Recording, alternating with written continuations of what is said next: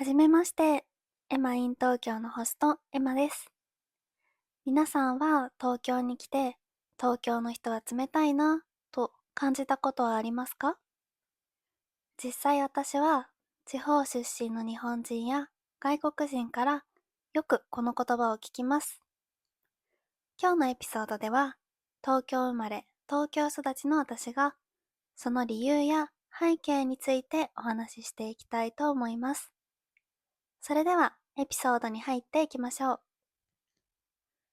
まず東京では人が多すぎて他人との距離感が遠くなる傾向があります。人が多いので近所の人と深く交流する文化が少ないです。私はマンションで育ったので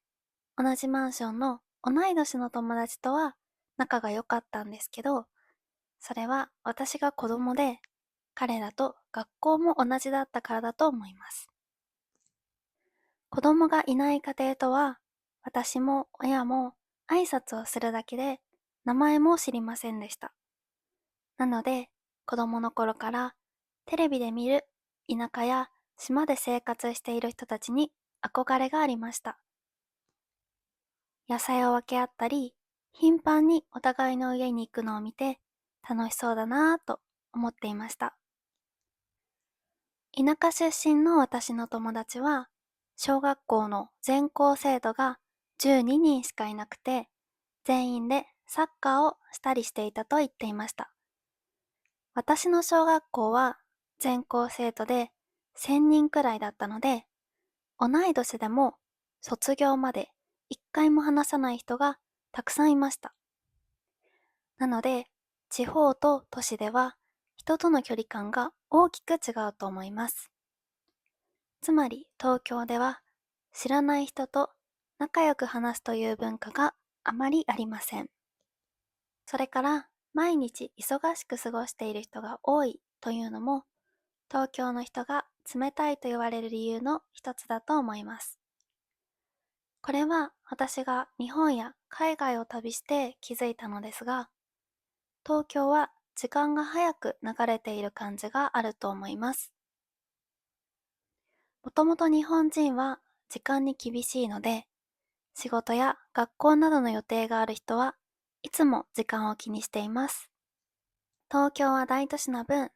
大きな会社や有名な企業が集まっています。なので、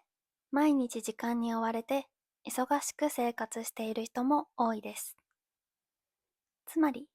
人から道を聞かれたり話しかけられても対応する時間がないという場合があります。正直私も会社で働いてた時、平日や朝の時間帯は心にも時間にも余裕がなかったと思います。そして警戒心を持ってしまう背景があるというのも私が伝えておきたいことの一つです。東京の人を冷たいと思う人って東京の外から来ている観光客や外国人などですよね。彼らは渋谷、新宿、原宿、秋葉原などの有名な場所に行くことが多いと思います。これらの場所に共通していることって、ナンパやキャッチ、スカウト、お店の勧誘が多いということなんです。そして私の経験上、多くの欧米の国よりこれがしつこいんです。一度断っても何回も聞いてきたり、ずっとついてきたりすることもあります。なので、これらの場所で人から話しかけられても答えないという人も多いです。特に女性は自分を守るための手段として、こういう態度をしなきゃいけないということもあります。もちろん、明らかに観光客だな、困っているんだな、とわかる場合は答えることができるんですけど、そもそも警戒心を持つことに慣れてしまっている人が多いかなと思います。